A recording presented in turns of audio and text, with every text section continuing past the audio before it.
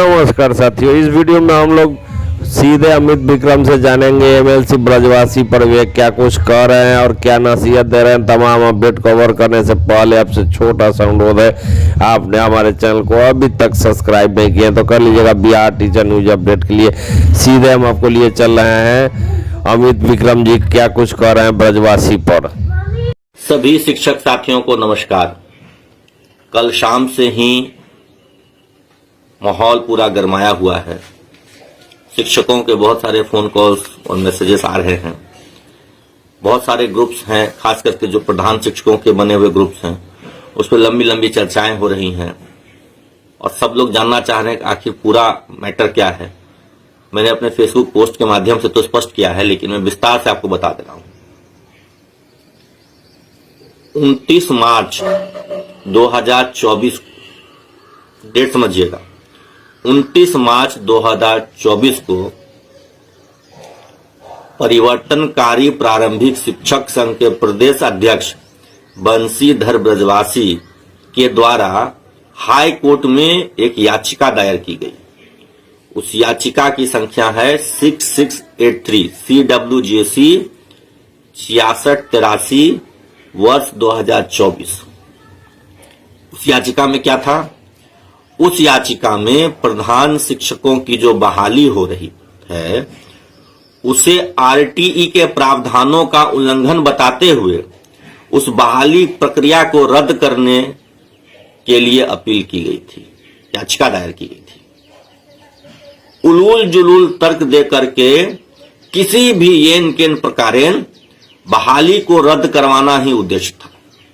और ऐसा मैं नहीं कह रहा हूं, ऐसा हाई कोर्ट के मुख्य न्यायाधीश कर रहे हैं। उस केस का फैसला 13 फरवरी 2025 को आया है। 18 फरवरी को उसको अपलोड किया गया। मुझे इसकी भनक पूर्व में ही लग गई थी, लेकिन मेरे पास रिजल्ट का कॉपी नहीं था, जो फाइनल ऑर्डर उसका कॉपी नहीं आया था, इसलिए मैं स्पष्ट तरीके से नहीं कह रहा था, लेकिन मैंने अदृश्य शक्तियों का नाम लेकर कहा था। और पूर्व में भी जो मेरा विरोध माननीय का रहा है वो इन्हीं वजहों से रहा है। मैं जानता था शुरू से कि इनका काम केवल और केवल शिक्षकों को ठगना रहा है। शिक्षकों को बरगला करके, जनता के सामने रोने धोने का नाटक करके वोट लेना इनका उद्देश्य रहा है। कभी इन्होंने समग्र रूप से शिक्षकों का हित नहीं सोचा। चंदे के पैसे से करोड़ों रुपये का मकान खरीदना इनका उद्देश्य रहा है। मुजफ्फरपुर में बच्चा बच्चा जानता है कि करोड़ों रुपए चंदे के पैसे से करोड़ों रुपए का मकान खरीदा गया है। एक भी मुजफ्फरपुर के शिक्षक साथी हो तो उससे पूछ लीजिए कि कोर्ट कचहरी और संगठन के नाम पे जो पैसा इन्होंने वसूला है उस पैसे से इन्होंने क्या मुजफ्फरपुर में 2-2.5 करोड़ का मकान खरीदा है कि नहीं खरीदा है। मैंने बोला था तो मुझे इसके लिए बहुत आलोचना झेलनी पड़ी थी। बहुत सारे लोगों ने बहुत कुछ कहा था, लेकिन अब सच्चाई आप सबके सामने आ रही है। यह व्यक्ति केवल शिक्षकों से केस के नाम पे, संगठन के नाम पे चंदा लेकर के शिक्षकों का अहित करता है। आप उसे चंदा देते हैं अपना ही अहित करवाने के लिए।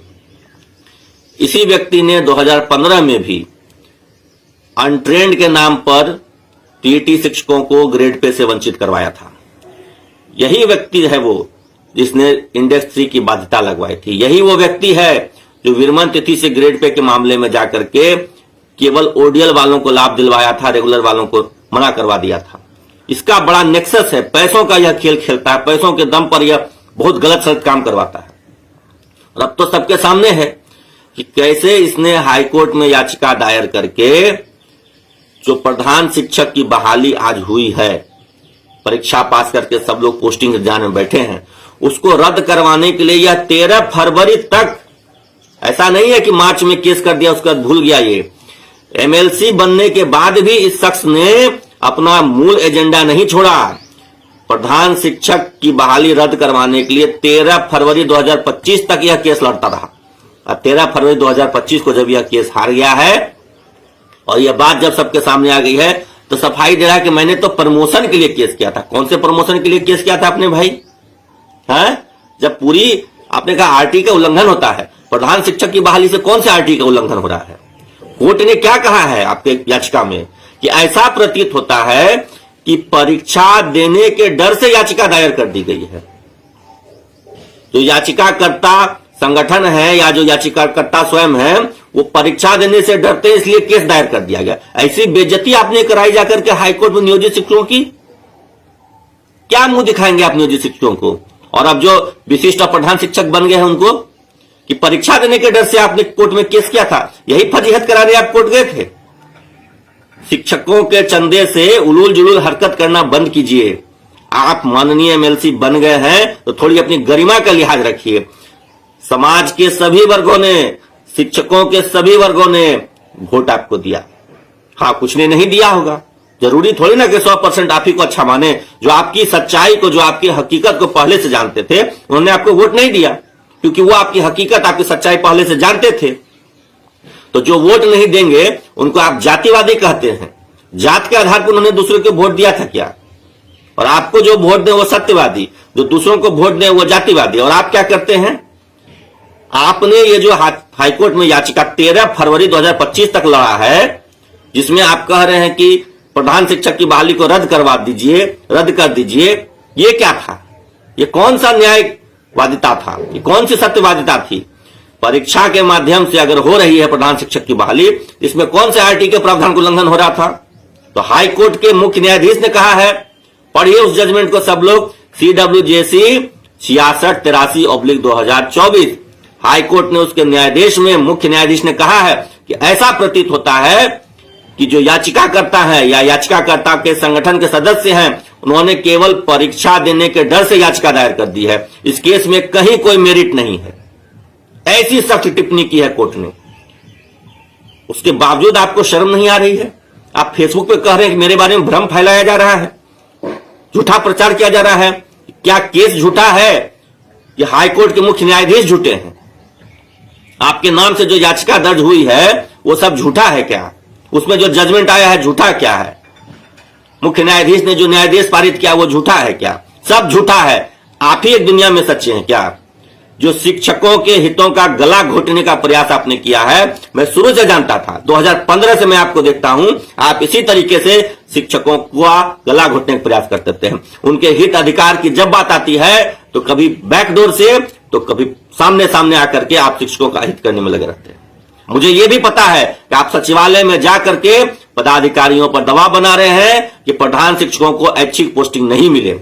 इसकी भी मुझे पूरी जानकारी है। किन किन अधिकारियों के पास आप जाकर के बैठते हैं और क्या क्या उन पर दबाव बनाते हैं, ये सारी जानकारी है। आपको कुछ ही दिन पहले सचिवालय से भगाया गया है ना जी।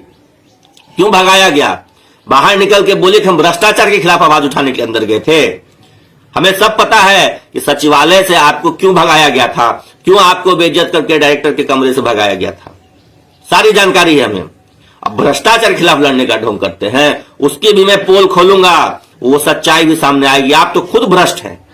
जिसने शिक्षकों के पैसे से करोड़ों रुपए का महल खरीदा हो, शीश महल खरीदा हो, वो व्यक्ति सच्चा है, ईमानदार है। सारी पोल खुल रही है आपकी और पोल खुलना जारी रहेगा। ये मत सोचिए कि आप जीत गए हैं तो आप हरिश्चंद्र साबित हो गए हैं। लोकतंत्र है, चुनाव एक निश्चित समय सीमा के लिए होती है और आपका तो 1.5 साल के लिए हुआ, 1.5 साल बाद फिर चुनाव। आपके जो झूठ का ये पिटारा खुला है, ये जो भंडाफोड़ हुआ है, इसके बाद कोई शिक्षक आपका साथ नहीं देने वाले। जो छल आपने किया है और जो रात में इमोशनल ब्लैकमेलिंग आके आपने करके वोट लिया है, इस सब का हिसाब अगले चुनाव में होगा। धन्यवाद।